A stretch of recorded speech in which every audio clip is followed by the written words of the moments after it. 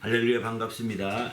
2025년 4월 20일 부활절 감사 예배를 하나님께 드립니다. 예배는 하나님을 기쁘시게 하는 것입니다. 내 영혼아 하나님을 기쁘시게 하자. 세 번 이렇게 고백함으로 예배 선하고 시작하도록 하겠습니다. 시작. 내 영혼아 하나님을 기쁘시게 하자. 내 영혼아 하나님을 기쁘시게 하자. 내 영혼아 하나님을 기쁘시게 하자.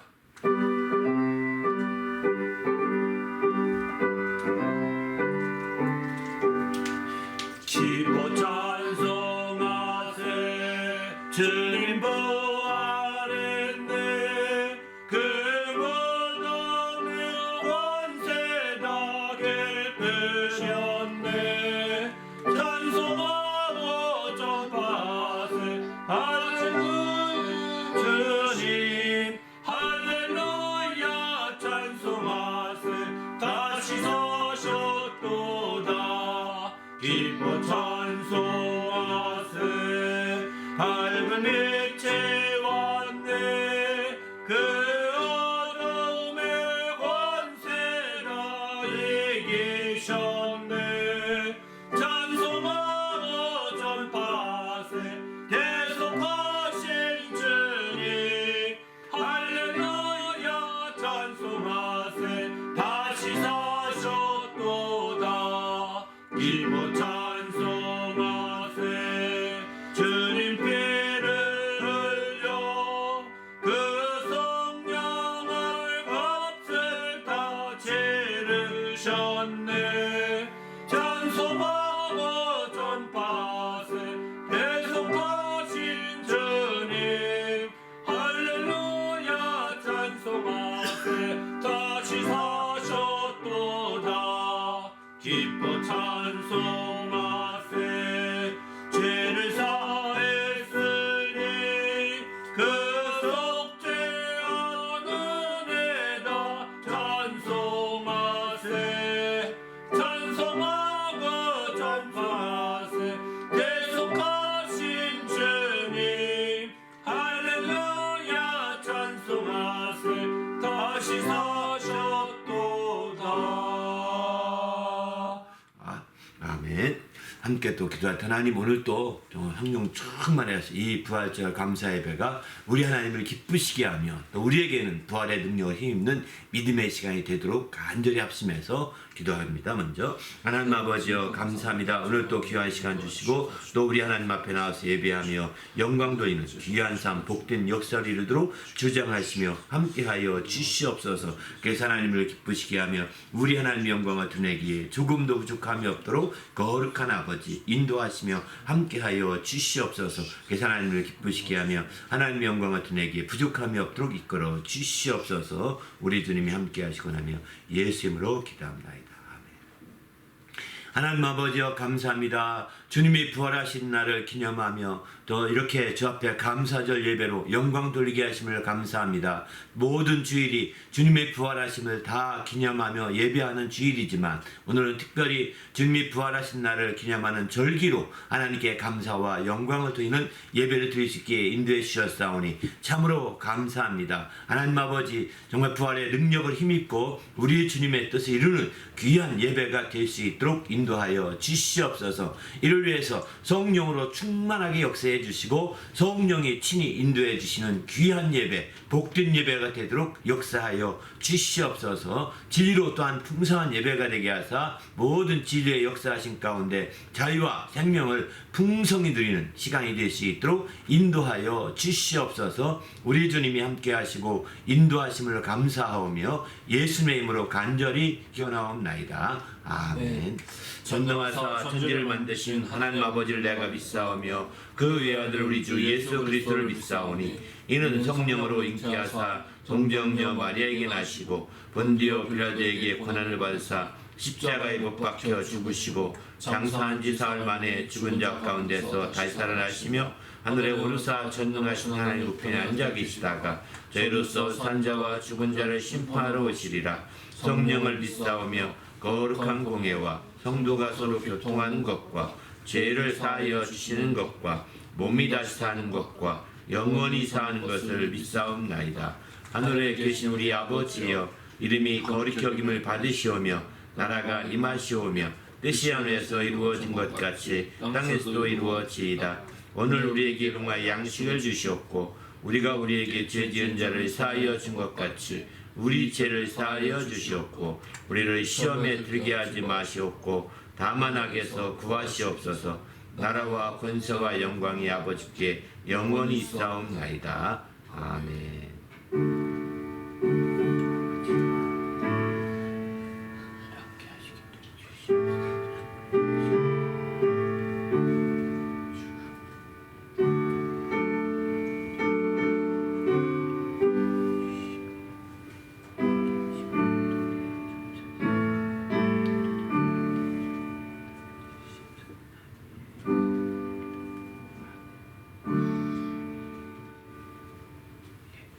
오늘 하나님 앞에 드릴 찬송은 이제 무덤에 머물러 160장, 하늘의 찬송이 들리던 그날 168장, 또 하나님의 독생자 171장 이 세 곡 찬송으로 하나님께 영광을 드립니다.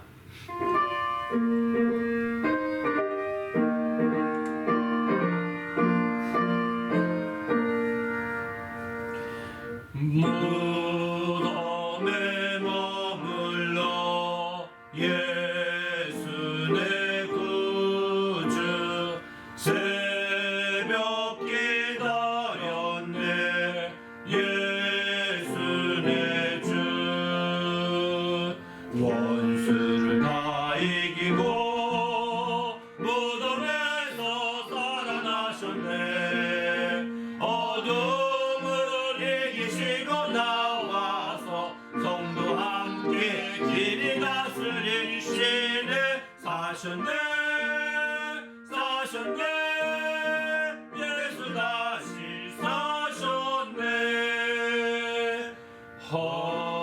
헛되이 지키네 예수 내 구주 헛되이 봉하네 예수 내 주 원수를 다 이기고 무덤에서 살아나셨네 어둠을 이기시고 나와서 성도 함께 길이 다스리시네 사셨네 사셨네 예수 다시 사셨네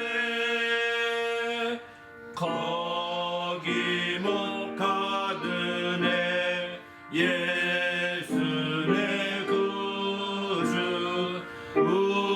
우리를 살리네 예수 내 주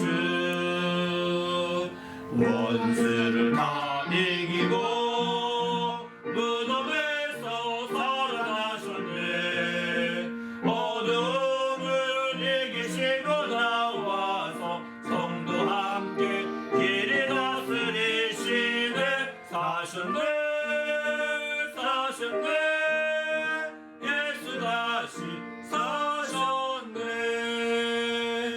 하늘의 찬송이 들리던 그날 재앙이 가득한 그날 밤에 동정 영혼에서 탄생한 주님 우리를 구하여 오신 예수 살아서 살아 죽어서 구워 묻혀서 내 죄를 담당하사 부활로 주리를 구하신 예수 다시 오시리 영광의 그날 갈보리 산으로 끌려가시사 십자가 위에서 죽으신 날 가시관 쓰시고 피 흘리시사 우리를 구하신 구주 예수 살아서 살아 죽어서 구워 묻혀서 내 죄를 담당하사 부활로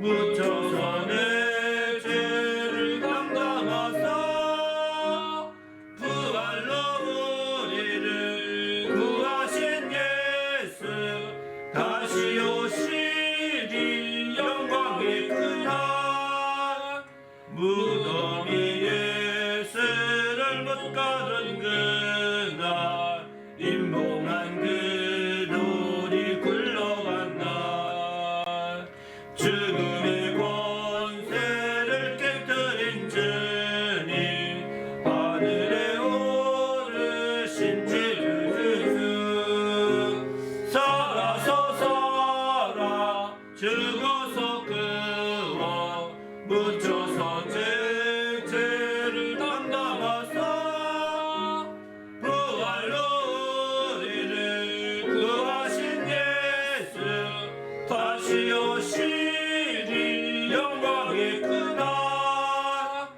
천사들 나팔이 울리던 그날 하늘의 영광이 나타날 때 날 사랑하시는 참되신 친구 날 영접하시러 오실 예수 살아서 살아 죽어서 그와 묻혀서 내 죄를 담당하사 부활로 우리를 구하신 예수 다시 오시리 영광의 그날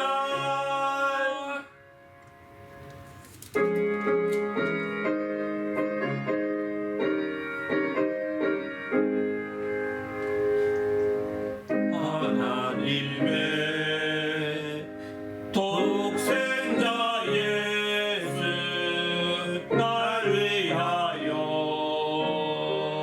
오시었네 내 모든 죄 사시려고 십자가 지셨으나 다시 사셨네 살아계신 주 나의 작은 소망 두려움이 사라지네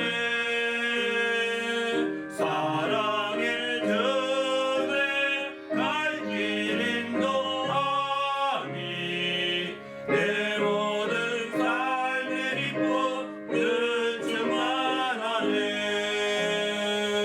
주 안에서 거듭나느니 기뻐하며 찬양하리 가슴 속에 넘치는 확신 우리의 가는 길에 소망 넘치네 살아계신 주 나의 참된 소망 두려움이 사라지네 사랑의 주에 날 길 인도하니 내 모든 삶의 기쁨 늘 주만 하네 선한 싸움 다 마신 후에 우리 주님 배우리라 사망 권세 다 물리치고 주님이 다스리니 영광 넘치네 살아계신 주 나의 잠든 소망 두려움이 사라지네 사랑의 주내 갈 길 인도하니 내 모든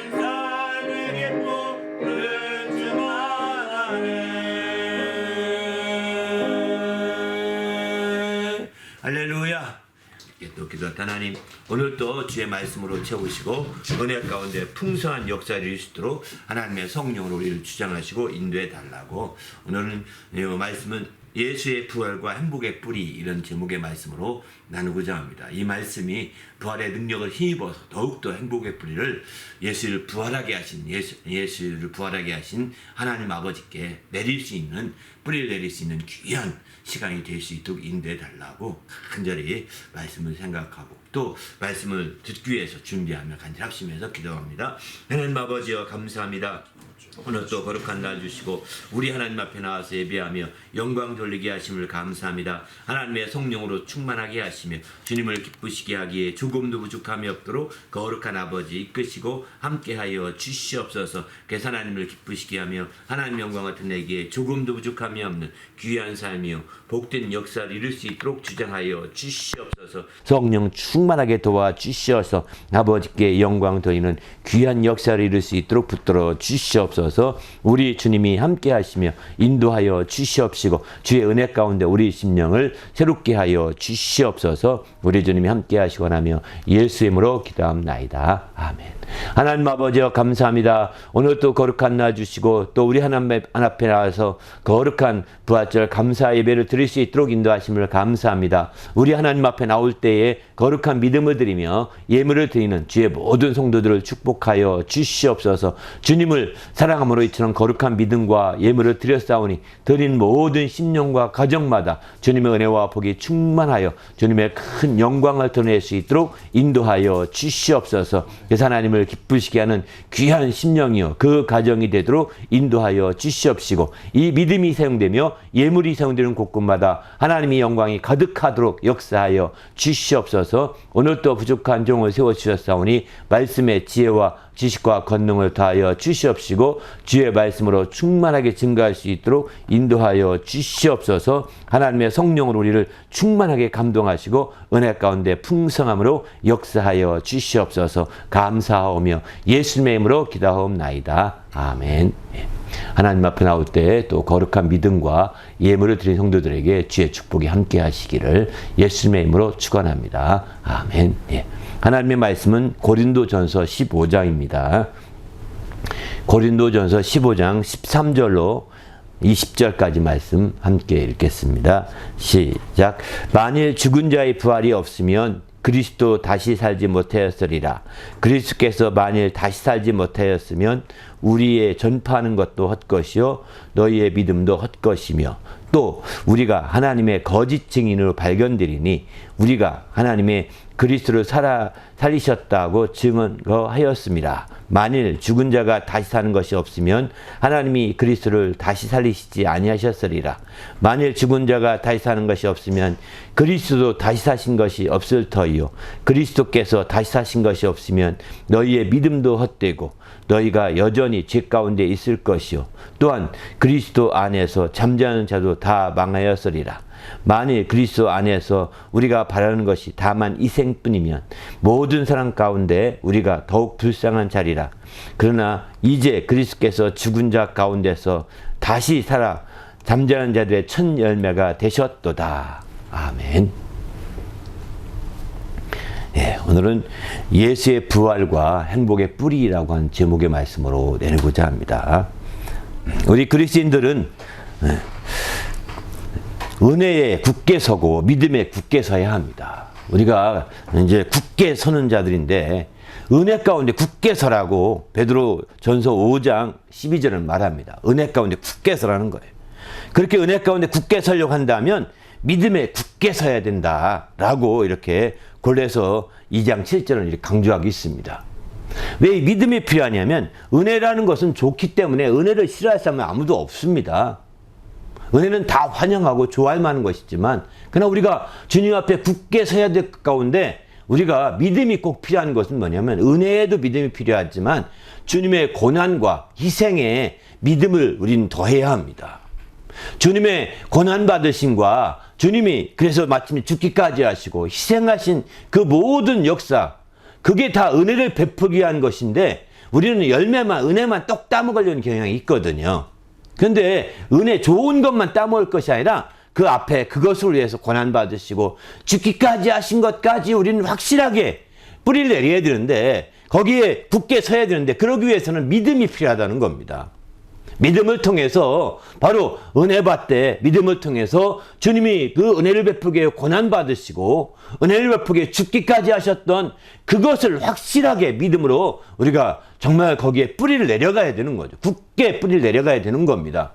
그럴 때 마침내 우리가 이제 어떤 풍상을 만나더라도, 어떤 그 어려움을 겪더라도 능히 이기신 자가 되는 거거든요. 고난 위에 뿌리를 내렸다는 것은 마치 큰 바위에 마치 뿌리를 내리고 오랫동안 수백 년 살아가는 나무와 똑같은 겁니다. 신기하지 않습니까?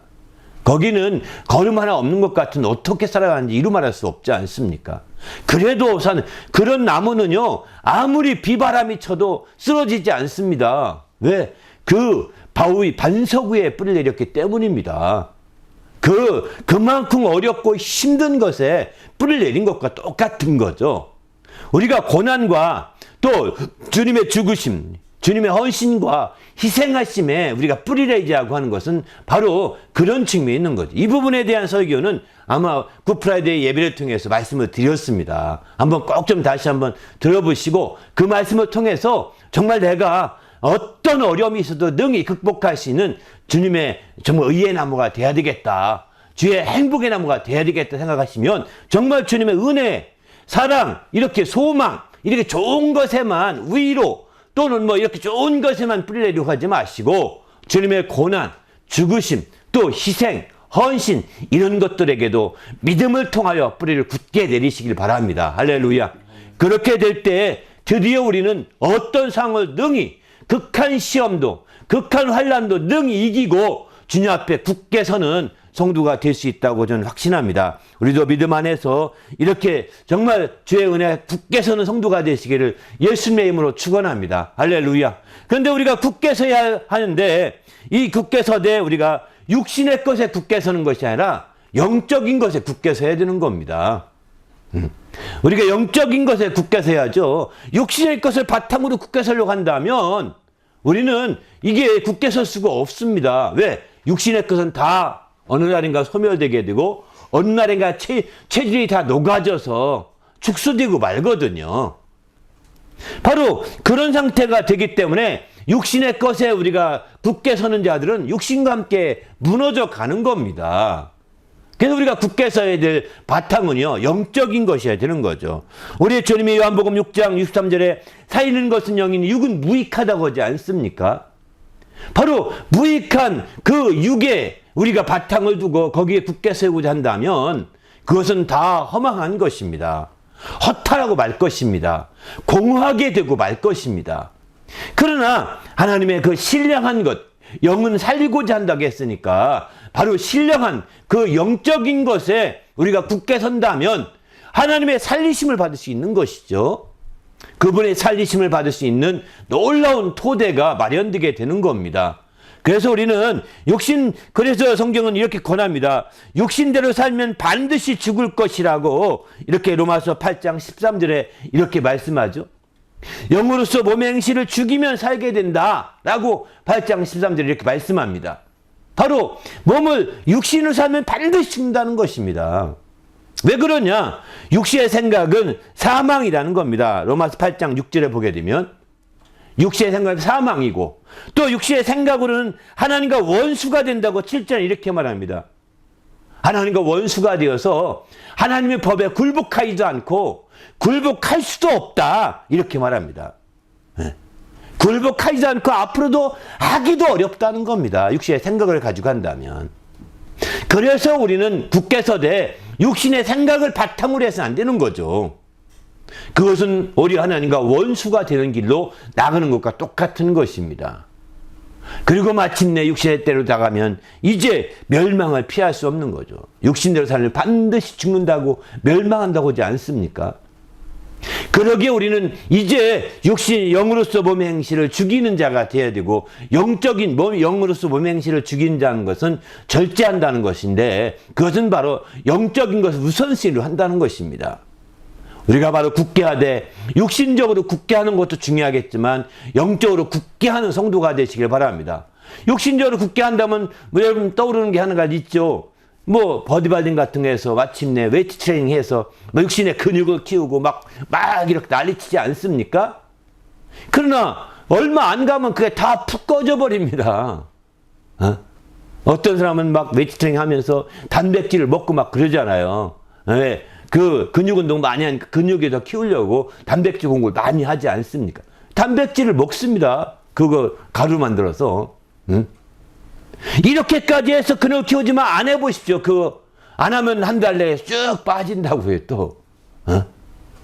이렇게 될 만큼 육신대로 나가면 이렇게 허망해지는 거예요. 허탈해지는 겁니다. 한두 번 여러분 그렇게 하다 보면 에이 이것도 별거 아니구나.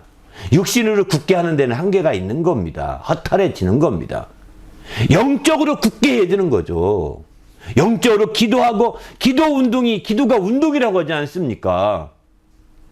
영적인 기도는 영적인 면에서의 운동과 같은 겁니다.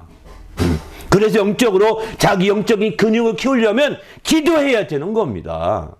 영혼을 굳게 하기 위해서는 기도해야 되는 거죠. 영적으로 근육을 키워가야 되지 않겠습니까? 그런데 우리는 이제 육신의 그것은 아주 규칙적으로 가서 운동도 하고 아주 규칙적으로 합니다. 그러나 영적인 근육을 키우려고 얼마나 규칙적이었습니까? 영혼이 굳지 않습니다. 영혼이 굳게 되지 않기 때문에 이제 세상의 풍조에 흘려다니면서 세상의 바람에 쫓겨다니고 이 풍조에 다 쓸려다니는 겁니다. 안타깝지 않습니까? 그 결과는 공허하고 그 결과는 허무하고 그 결과는 허탈에 빠져가는 거예요.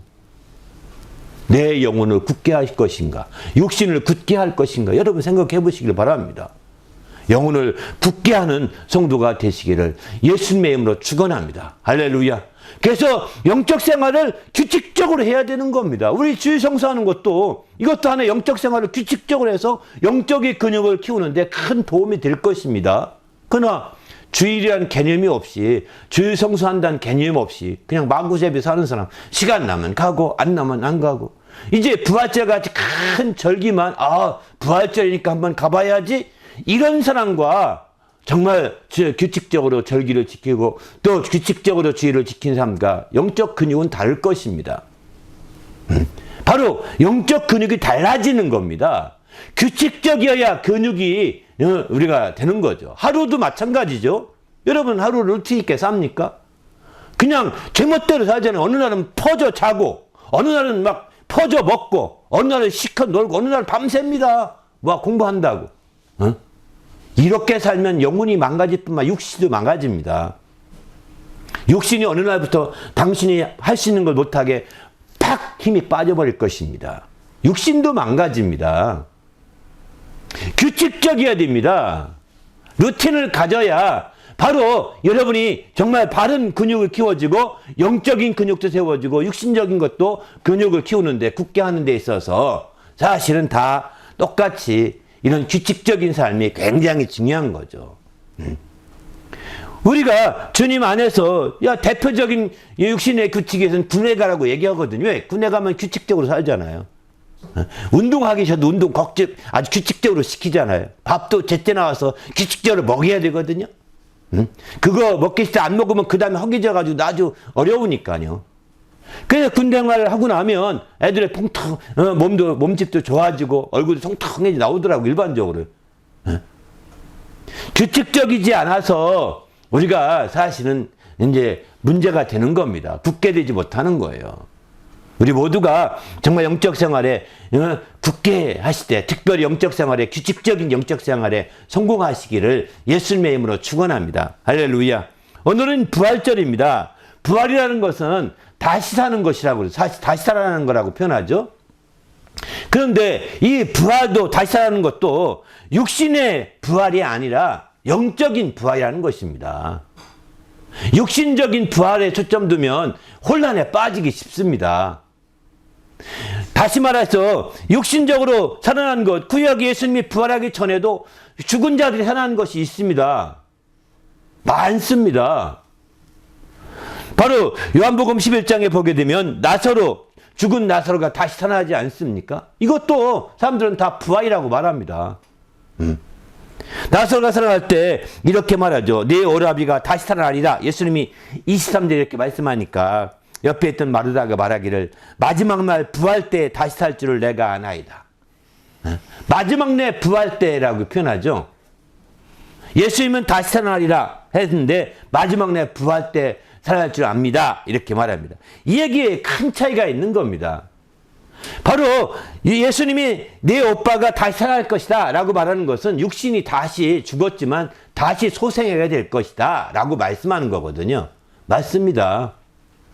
아니 하나님의 아들이 오셔서 왜 못 살리겠습니까? 죽은 자 하더라도 살릴 수 있으면 살리지 않겠습니까? 그런 예들은 많이 있잖아요. 나인성 과부의 케이스도 있고요. 또 이제 야이루의 딸이 일어나는 것도 마찬가지죠. 이렇게 살아나게 됩니다. 그래서 마침내 이제 그 반면에 그런데 마르다가 말한 마지막 때 부활한다 이 얘기는 뭐냐면 사실 이 얘기가 성경적인 표현이기도 합니다. 마르다가 잘 알고 있는 거예요. 마르다는 영적인 부활을 말하고 있는 거거든요. 영적인 부활은 마지막 때 일어나게 됩니다. 바로 주님이 부활하신 영적인 부활은 주님이 처음 부활하시고 부활의 첫 열매가 되셨다고 말씀하거든요. 오늘 본문 20절도 그러지 않습니까? 그리스도께서 죽은 자까지 살아 잠자는 자들의 첫 열매가 되셨다고 하지 않습니까? 그러니까 그리스도께서 부활하시고 이런 첫 열매가 되셨는데 그 전에 있던 부활은 부활이 아닌 거예요. 그럼 나사로가 첫 열매가 됐다고 얘기해야 되지 않겠습니까? 나사로가 영적인 부활을 얘기했다면 육신적인 소생한 것이지 다시 살아난 것이지 영으로 그 영이 신령한 몸으로 부활한 그 영적인 부활이 아닙니다. 육신이 다시 살아난 것이죠.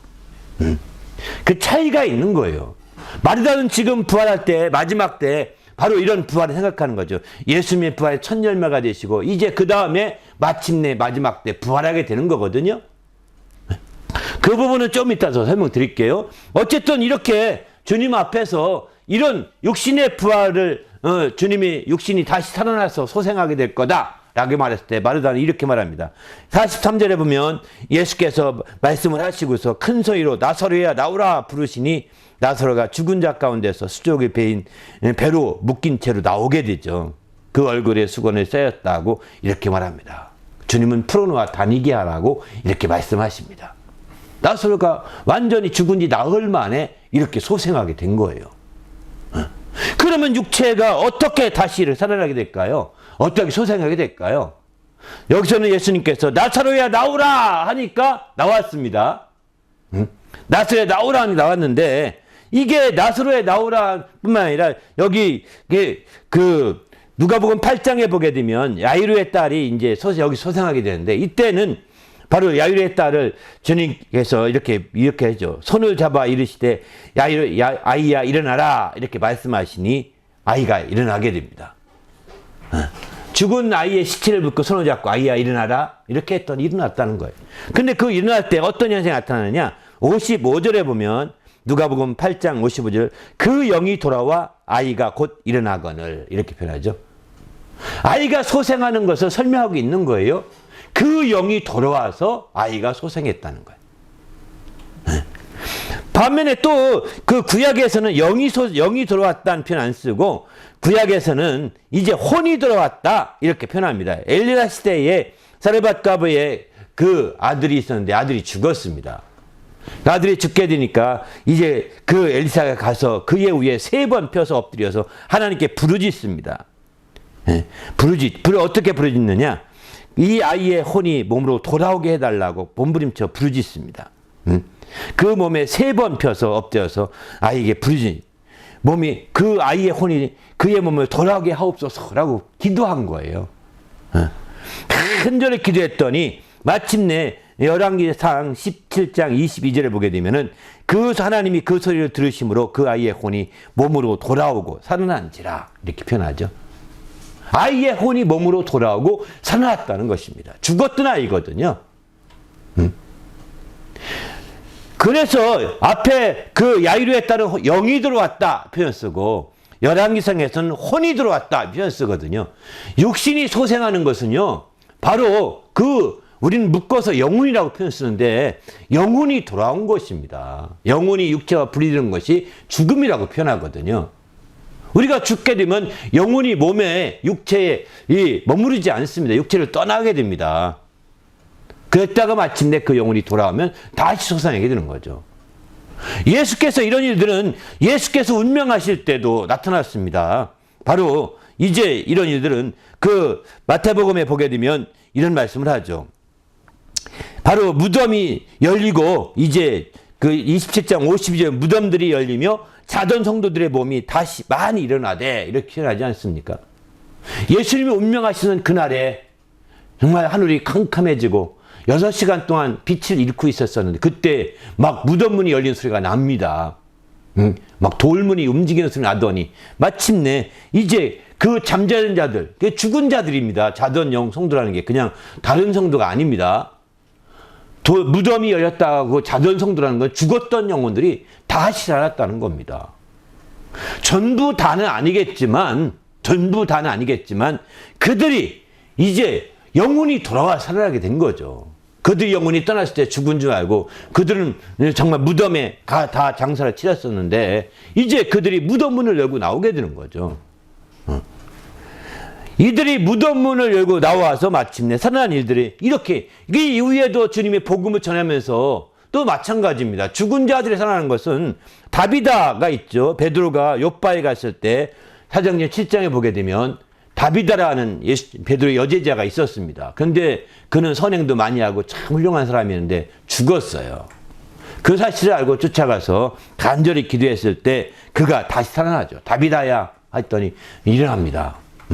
바로 7장 사도행전 7장 40절 41절에 잘 나오는 말씀입니다. 예수님이 부활하신 이후에도 있는데 그러면 다비다는 부활한 것이냐? 아닙니다. 부활한 것이 아닙니다. 바울도 살렸죠.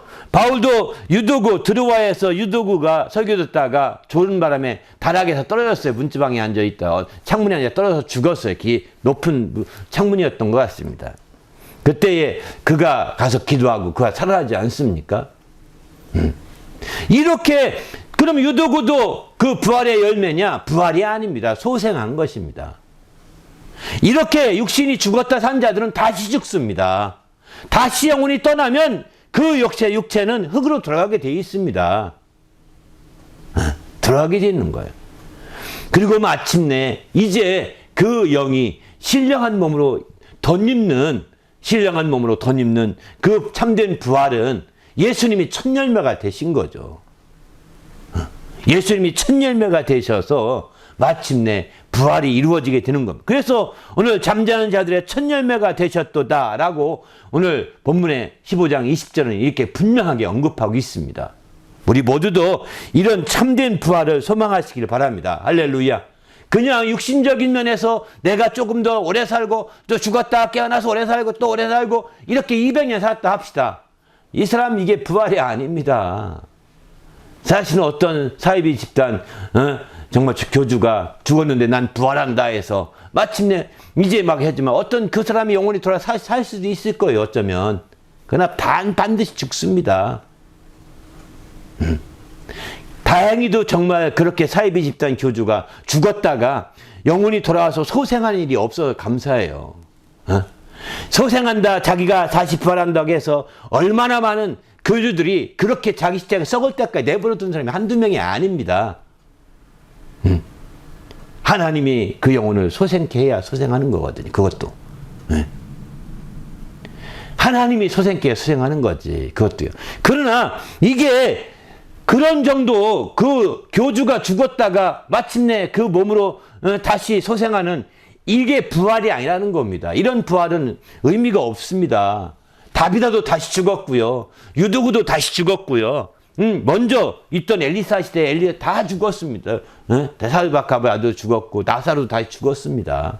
야이르 때도 다 죽었습니다.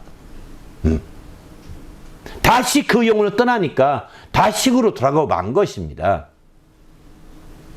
우리는 그런 육체로서의 부활을 생각해서 꿈꿔서 안 된다는 거예요. 내 영혼의 부활을 생각해야 되는 거죠. 육체로서의 부활을 생각한다면 우리는 어리석은 부활을 꿈꾸는 것입니다. 이단 교조와 같은 부활을 꿈꾸는 것과 똑같은 것입니다. 육체로서 다시 망개졌다가, 그러면 육체로서 부활한다면 가장 억울한 사람은 장애인일 것입니다. 장애인들은 육체가 있는 동안에 장애를 당했기 때문에 그들이 부활한다면 장애인의 모습으로 그대로 부활할 텐데요. 그게 그들에게 행복일까요? 축복일까요? 물론 그것마저도 행복으로, 축복으로 여길 수도 있긴 하겠지만, 그거라도, 그러나 하나님이 그렇게 하지 않으시는 거죠. 부활할 때는 온전한 몸이 되게 하신다는 것은 육체 그 자체가, 죽었던 육체 그 자체가 다시 소생해서 머리털도 감게 되고, 또 다시 소생해서 막 모든 게 막 이빨도 다시 나고, 또 이렇게 하는 게 아니라는 겁니다. 회춘하듯이 하는 그런 육체의 그런 부활이 아니라는 거예요. 육체적인 부활이 아니라는 거죠. 신령한 몸이, 정말 신령한 영혼이 신령한 몸으로 덧입는 것이죠. 육체의 장막이 무너지게 되면 하늘의 신령한 집으로 덧입는다고 하지 않습니까? 신령한 장막집으로. 바로 이처럼 이게 부활을 이렇게 말하거든요. 하늘의 신령한 집으로 덧입게 되는 그것, 곧 그 영혼은 여전한데 그 영혼에게 과거에는 육체의 장막집이 덧입혀 있었습니다. 그래서 육신적으로 살았죠.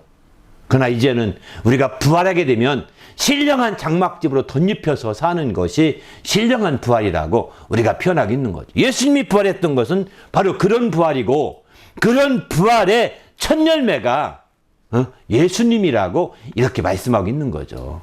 우리도 이런 부활을 정말 꿈꾸고 소망하는 성도가 되시길 바랍니다. 할렐루야. 그렇지 않았다면 육체에 전전긍긍하고 육체에 매여서 육체로 아주 그럴 겁니다.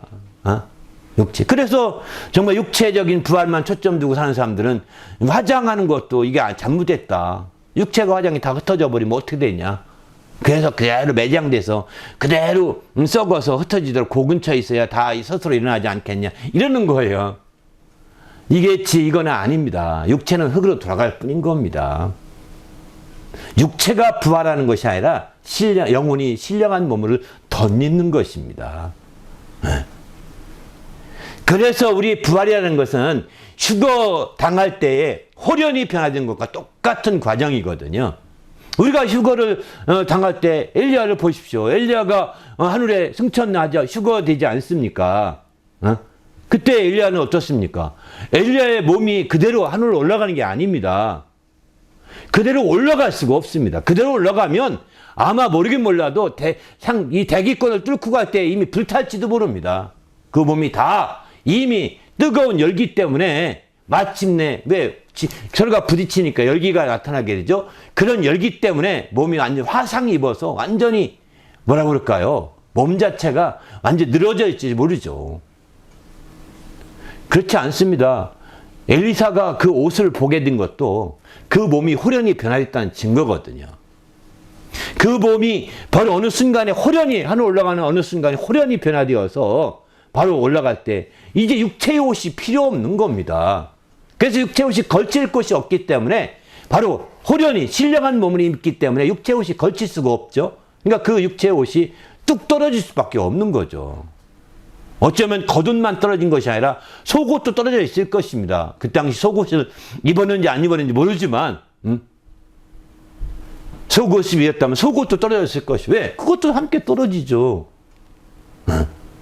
그 신령한 몸에 거칠 수가 없는 거요. 그렇듯이 마지막 때 우리가 휴거한다 그러죠. 하늘의 공중을 들림받을 때 우리 몸이 홀연히 변화되는 거예요. 육체가 그대로 올라가는 게 아닙니다.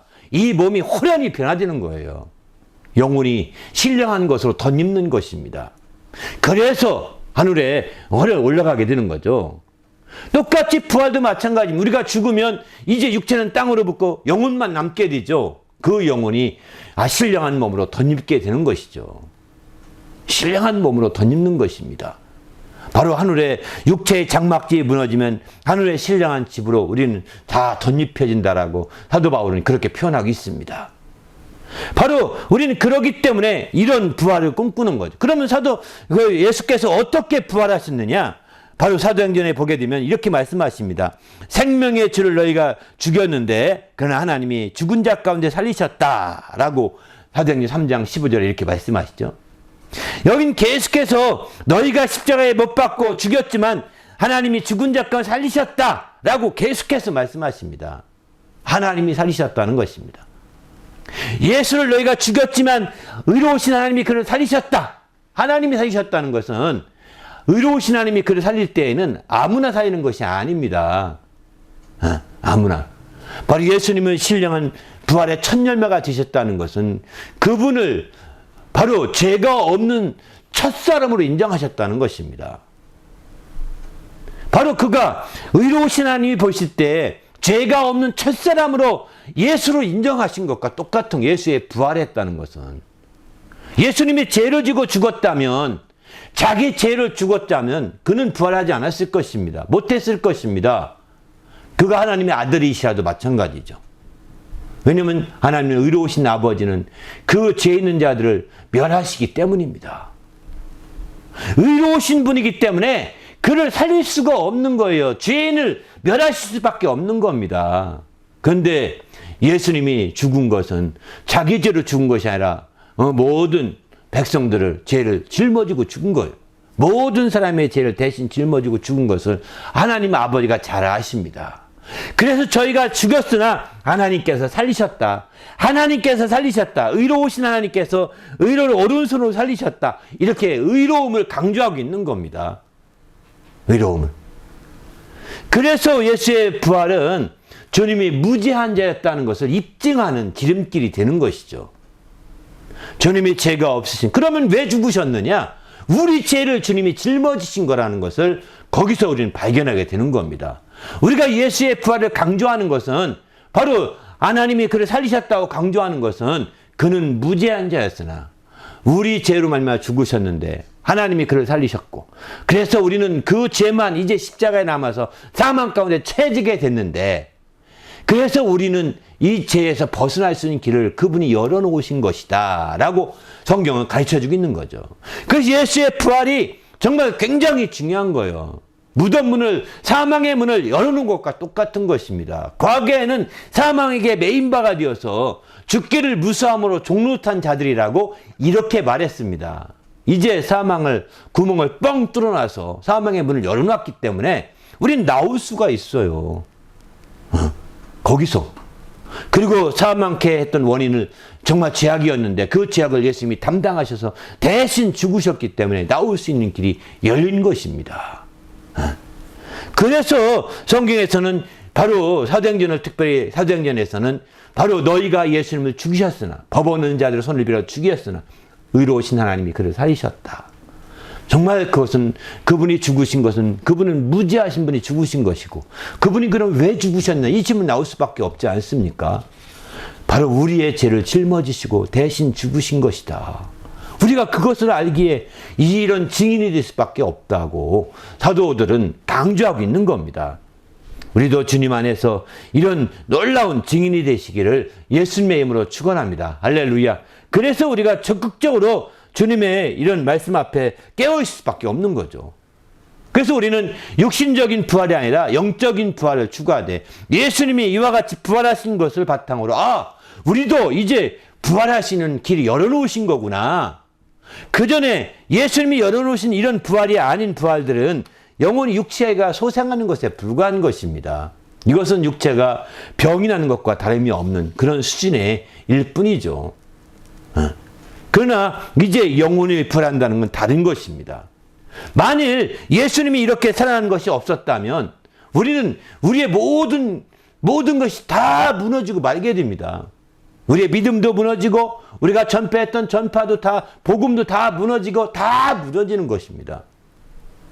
그래서 이 사람들은 세상에 육신적인 방법을 통해서 예수의 부활을 정말 과학적으로 찾아내려고 몸부림치지만 과학적으로 입증이 안 됩니다. 입증할 수가 없습니다. 그게 그런 과학이었다면 아마 과학이 구주가 됐을 것입니다. 과학이 구주가 됐을 거예요. 그러나 그것은 아닙니다. 그건 아니에요. 정말 과학으로 이걸 인정받을 수 없는 거예요. 우리가 세상에 과학이나 논리로 예수의 부활을 인정하려고 하고 그 부활을 믿게 해서 굴복시키려고 한다는 것은 어리석은 것입니다. 어리석은 거예요. 오직 하나님 말씀으로 그 부활을 믿을 뿐인 거죠. 그 말씀을 따라 믿는 것 뿐이죠. 그리고 마침내 실제적으로 예수님이 부활하신 것이 너무나 분명한 사실이기 때문에 우리는 그 부활에 대해서 확실한 믿음을 가지고 나가는 거죠. 증인이 되는 거죠. 이것은 그 분명히 본 자들이, 그것을 본 자들이 계속해서 증인하고 증언해서 우리까지 내려온 믿음의 전통입니다. 이걸 안 믿습니까? 이걸 안 믿을 수 없는 거죠. 그러기에 우리는 정말 우리의 주님이 다시 사신 것을 확실하게 믿고 죽은 자의 부활이 정말 분명함을 확실하게 우리가 믿어야 되는 거죠. 그래서 오늘 본문 13절 보면 만일 죽은 자의 부활이 없다면 그리스도도 다시 살지 못하였으리라 이러지 않습니까? 죽은 자의 부활을 우리가 믿는 것은 그리스도가 다시 사셨기 때문에 죽은 자의 부활을 확실하게 믿는 거죠. 만일 이런 부활을 믿지 않은 부활이 없다고 한다면, 부활을 믿지 않는다고 한다면 우리는 우리의 믿음도 헛것이요 우리가 여전히 죄 가운데 살 수밖에 없을 것입니다. 그리고 잠자는 자들이 이런 믿음을 가지고 산 것도 다 망하게 됐을 것입니다. 그러면 뭐만 남죠? 이 생만 남을 뿐이잖아요. 부활이 없다면 이 생만 남을 뿐이잖아요. 육체만 남을 뿐이잖아요. 그러니까 짐승처럼 살아갈 수밖에 없는 거죠.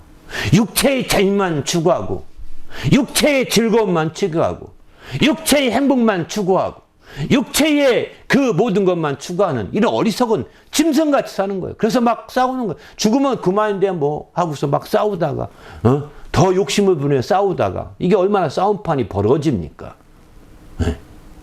이게 얼마나 정말 규칙 하나 없이 윤리 하나 없이 다 무너져 가고 있지 않습니까? 바로 육체로 살기 때문에 나타나는 현상들입니다. 이생뿐이거든요. 그러나 만약에 우리가 바라는 것이 이생뿐이라고 한다면 모든 사람 가운데 우리가 가장 불쌍한 자다라고 19절에는 이렇게 말합니다. 정말 가장 불쌍한 자일지도 모르겠어요. 저는 정말 가장 불쌍한 자예요. 저는 정말 예수 믿고 나서 그냥 대학을 졸업하고 그냥 이 길로 쭉 신학교 가서 이 길로 쭉 왔거든요. 저는 세상에 좋다는 그 술 한 모금도 제대로 못 먹어봤고요. 세상이 좋다는 여자 하나 제대로 만나보지 못했고요. 세상이 좋다는 다른 사람과 엔조하지 못했고 세상이 좋다는 여행 하나 제대로 못 갔습니다. 불쌍하죠. 저보고 캐나다 왔으니까 이제는 여행도 다니십시오. 이제는 뭐도 하십시오. 이렇게 얘기하는데 말은 고맙죠. 또 가라고 돈도 좀 있습니다. 여비 좀 하시고 다녀오시라고. 감사하죠. 감사합니다. 했지만 또 못 가죠. 제가 목회는 어디 가요? 그저 가족하고 함께 맛있게 먹는 거 끝났을 뿐이죠. 그러나 정말 저는 아무고 세상에 캐나다 볼 것이 많다고 합니다. 저는 하나도 못 봤습니다. 가까운 이 알곤킨도 못 가봤고요. 또 토론토에 가장 유명하다고 하는 거기 저택도 못 가봤습니다. 가자면 가요. 시간이 없어도 않고 돈이 없는 것도 아닙니다. 저의 우선순위가 거기 있지 않고 저의 재미는 그런 것에 있지 않기 때문인 거죠. 저의 즐거움은, 저의 행복은 그런 것에서 찾고 있지 않기 때문입니다. 여러분, 육체의 이런 정말 우리가 이생뿐이라고 한다면 왜 그러지 않겠습니까? 제가 불쌍하지 않습니까? 이생뿐이라고 한다면. 그러나 저를 불쌍히 여기지 마시길 바랍니다. 저는 제 길로 갈 것입니다. 여러분 육체의 길이든 어떤 게 제 길로 가겠죠. 보자고요. 나중에 보자는 사람 치고 무서운 사람 없다고 하더니 한번 봅시다. 그런 말까지 합니다. 보자고 하는 사람 미래 다음에 봅시다 하는 사람 보고 무서운 사람 없답니다. 이런 말 많이 합니다. 보자고요. 저는 성경의 약속의 말씀을 믿습니다. 그래서 제가 남들을 사기치는 것 같이라도 막 깨우치려고 몸부림치는 거예요. 어떤 사람이 보세요. 저 목사 너무 확신 가지고 말한다. 그럴 수도 있고 안 그럴 수도 있는데 꼭 저렇게 말해야 되나? 저는 확신 있게 말해야 되나? 이렇게 말할지도 모르겠습니다. 저는 확신 있게 말하는 이유는 저는 그분의 음성을 들었고 또 저는 그분의 환상도 보았고, 정말 저는 제가 경험한 것이 있어서 저는 이렇게 분명히 말할 수밖에 없습니다. 저는 증인입니다. 그러기에 우리는 주님 앞에서 주님의 부활에 대한 말씀을 조금도 의심할 수 없는 것이고, 이 약속을 조금도 의심할 수가 없는 거죠. 여러분이 추구하는 행복, 여러분이 추구하는 재미, 여러분이 추구하는 즐거움, 이게 전부가 아니라는 걸 아셔야 합니다. 그것은 지극히 적은 부분일 수가 있다는 것입니다. 더 큰 재미, 더 큰 행복, 더 큰 즐거움은 보이는 것에서 있는 것이 아닙니다. 보이지 않는 것에 있는 거거든요. 보이는 것은 작은 것 뿐이잖아요. 보이지 않는 빙산의 그 뿌리가 훨씬 더 크지 않습니까? 이게 세상에서 비율로 말하지 않습니까? 눈에 보이는 것의 재미, 눈에 보이는 것의 즐거움, 눈에 보이는 행복에 여러분이 정말 거기에 현혹되지 마시고, 보이지 않는 행복, 보이지 않는 즐거움, 보이지 않는 재미를 추구하시길 바랍니다. 그것은 영적인 것일 때 바르게 목표 맞출 수가 있는 거죠. 관역을 맞출 수가 있는 거예요. 영적인 행복, 영적인 즐거움, 영적인 재미를 추구하시길 바랍니다. 왜냐하면 우리가 영적으로 부활하기 때문이죠. 이런 부활을 꿈꾸기 때문입니다. 그렇기 때문에 이는 이 생만 바라보지 아니하고 내 생도 바라보는 겁니다. 이 생이 전부였다면 불쌍한 자겠지만 내 세도 우리가 바라보기 때문에 우리가 참으로 더 소망을 가지고 담대히 나갈 수 있는 거죠. 남들처럼 그래 꾀지지하게 살지 않는 것이죠. 남들처럼 좀 생은처럼 살지 않는 것이죠. 우리 모두가 주님 안에서 이렇게 당당하고 멋진 삶이 되어 더욱더 행복한 성도가 될 수 있기를 예수님의 이름으로 축원합니다. 할렐루야. 그래서 오늘 말씀은 바로 이런 주님의 이런 부활하심, 신령한 부활하심에 행복의 뿌리를 내리자는 것입니다. 그 부활하심을 바탕으로 한 행복의 뿌리를 내려가자는 것이죠. 그렇게 내릴 때에 우리는 주님 앞에서 더 큰 행복의 열매를 맺어가지 않겠습니까? 주님의 부활하심에 행복의 뿌리를 내리자는 것은 주님의 부활하시게 하신 그 아버지께, 주님을 죽은 자 가운데 살리신 그 아버지 하나님께 행복의 뿌리를 내리자는 것과 똑같은 것입니다. 다른 것이 아닙니다. 주님의 부활하게 하심과 그를 부활하게 하신 아버지와 정말 함께 떼야 뗄 수 없기 때문인 거죠. 분리시킬 수 없기 때문인 겁니다. 주님이 스스로 죽었다가 내가 부활해야지 사흘 만에 하고 떼끄닥 일어났다면, 이렇게 일어났다가 한마디도 안 했습니다. 주님이 부활했다가 나흘 만에 어떤 사람은 숨을 이렇게 안 쉬었다가 며칠 만에도 살아난 사람 있지 않습니까? 이것도 죽었다 살아났다고 이렇게 표현하는데, 마치 우리가 마취했다가, 마취해도 소호흡은 하는 것 같아요. 근데 마취했다가 이제 살아나지 않습니까? 이런 것처럼 주님이 나흘 동안 전능하신 분이 왜 나흘 동안 마취한 것처럼 호흡도 멈추면서 못 있겠습니까? 있으려면 있지 않겠습니까? 근데 주님이 그렇게 했다가 살아나는 것이 아닙니다. 주님이 잠시 기절했다가 살아나듯이 그렇게 했다가 살아나는 것이 아니라는 겁니다. 그는 완전히 죽었고 물과 피를 쏟아서 완전히 법적으로 죽임을 당한 겁니다. 바로 법적으로 죽임을 당해서 마지막 죽임을 확인하기 위해서 이제 창으로 찔러서 심장을 찔러서 물과 피를 다 쏟았습니다. 이미 죽은 줄 알기 때문에 이제 다리도 안 꺾었어요. 확인은 다 한 다음에. 그래서 그렇게 해서 장사 지낸 분이거든요. 완전히 죽은 거예요. 기절한 것이 아닙니다. 물론 그것도 전능하신 분의 차원에서 기절했다 이렇게 표현할지도 모르겠지만 그건 아니라고요. 근데 그분이 죽었다 스스로 살아나는 것이 아니라 그분은 완전히 죽었고 하나님 아버지께서 그의 무죄함을 하시고 하나님 아버지, 의로우신 아버지께서 그를 살리셨다는 것입니다. 그래서 예수의 부활하심과 하나님 아버지 살리심은 같은 얘기, 뗄 수가 없는 거예요. 왜? 스스로 부활하지 않았기 때문입니다. 그래서 예수의 부활하심의 행복의 뿔을 내자는 것은 예수를 죽은 자 가운데서 살리신 그 아버지 하나님께, 의로우신 아버지 하나님께 행복의 뿔을 내려야 된다라고 하는 것과 똑같다는 거죠. 이렇게 우리가 주님의 부활하신 날을 우리가 기념하며 이제 그를 부활하게 하신 그 하나님의 하나님 아버지께 행복의 불을 내리는 성도가 되시기를 예수님의 이름으로 축원합니다. 할렐루야. 그래서 주님께서 부활의 첫 유명가 되시고 그 다음은 어떻게 되시느냐? 그 다음은 이렇게 말합니다. 바로 성경에 이렇게 말하죠. 고린도전서 15장 23절에 보게 되면 너희는 각각 차례되리니 먼저는 첫 열매인 그리스도요.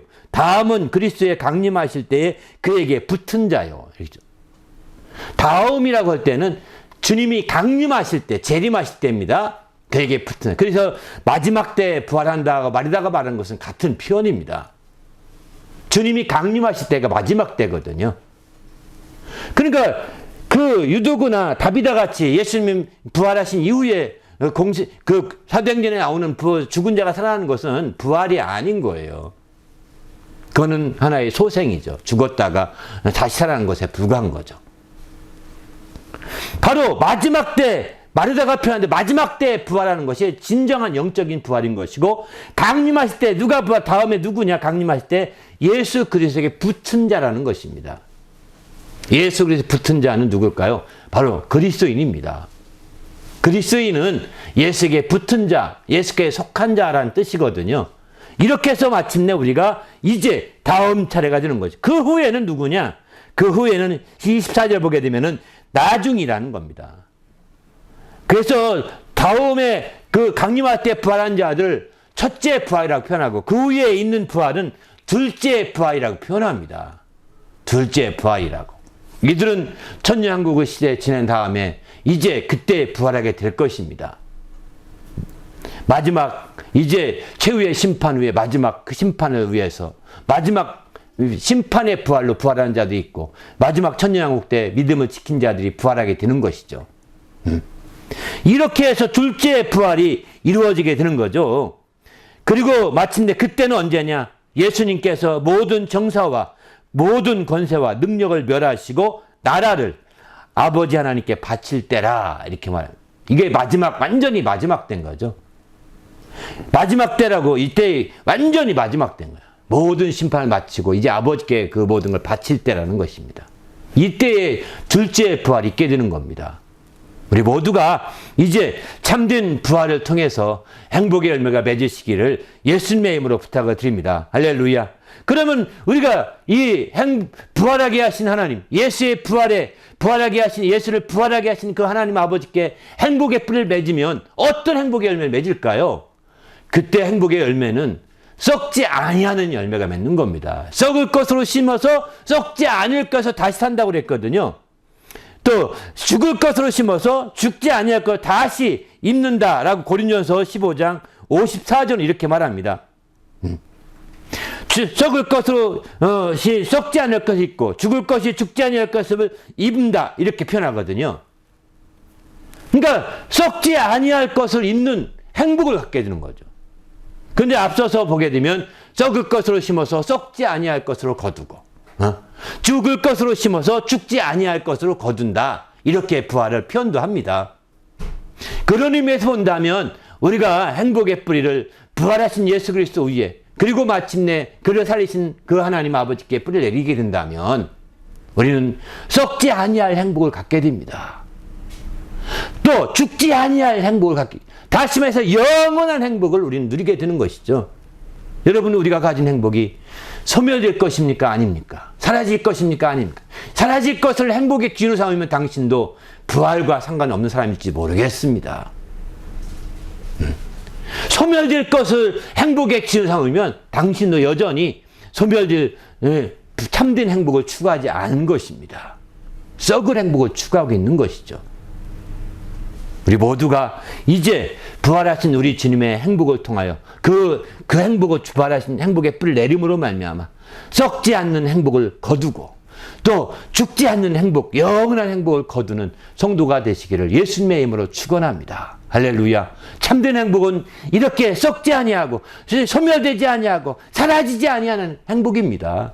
죽지 아니하고 영원한 행복입니다. 그러나 이 세상 행복은 썩을 행복입니다. 소멸할 행복입니다.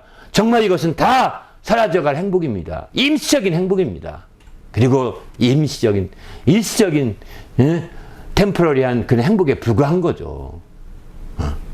그렇기 때문에 우리는 주님 앞에 정말 깨어서 우리가 깨어 있어야 되는 겁니다. 우리 모두가 주님 앞에 깨어서 하나님의 정말 행복을 누리는 성도가 되시기를 예수님의 이름으로 축원합니다. 함께 기도할 때 하나님, 내가 철저히 주님의 부활을 말미암아 이런 참된 행복을 누리는 성도가 될 수 있도록 인도해 달라고 간절히 합심해서 기도합니다. 하나님 아버지여 감사합니다. 오늘 또 귀한 시간 주셔서 우리 하나님 앞에 나 예배하며 영광 드리는 성도들 하나님의 참된 행복을 누리게 도와 주시옵소서. 지혜로 충만케 도와 주시옵소서. 감사하며 예수님으로 기도합나이다. 아멘.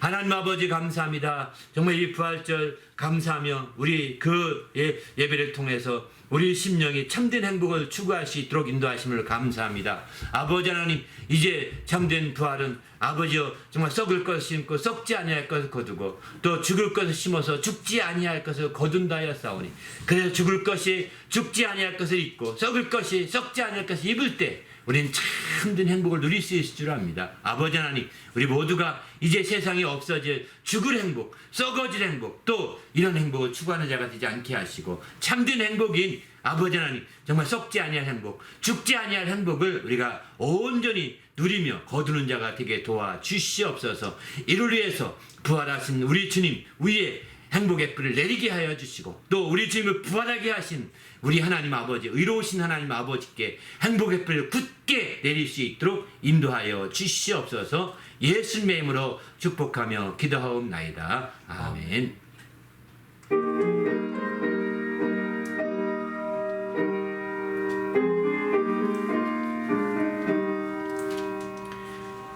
주님께 영광, 다시 사신 주 사망 권세 모두 이기시었네.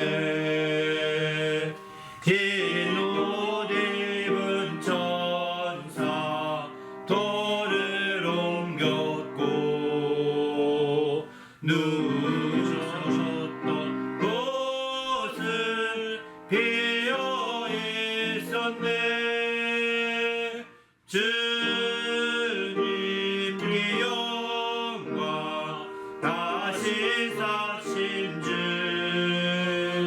사망 권세 모두 이기시었네. 좀 빨리 합시다. 반주 끊고. 주님께 영광, 다시 나시사 두려움과 의심 물리치었네. 주의 교회 기뻐 찬송하여라. 다시 사실 주님 죽음 이겼네. 주님께 영광, 다시 사셨네. 사망 권세 모두 이기시었네.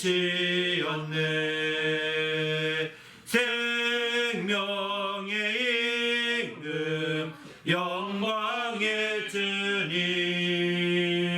주님 없는 삶은 엿될 뿐이라. 주의 사랑으로 세상 이기고 요단 건너 번약하게 하소서. 주님께 영광, 주님께 영광, 다시 사신 주 사망 권세 모두 이기시오. 주님께 영광, 주님께 영광, 다시 사신 주 사망 권세 모두 이기시었네. 아멘. 할렐루야. 기도하십시다. 이제는 우리 구주 예수 그리스도 은혜와 하나님 아버지의 크신 사랑과 성령님의 그 교통하심이 이제 하나님의 부활의 능력을 힘입어서 더욱더 행복해지기로 결심하고 들어가는 모든 믿음의 성도들 위에와 그 가정과 교회 위에 지금부터 영원토록 함께 있을지어다. 아멘.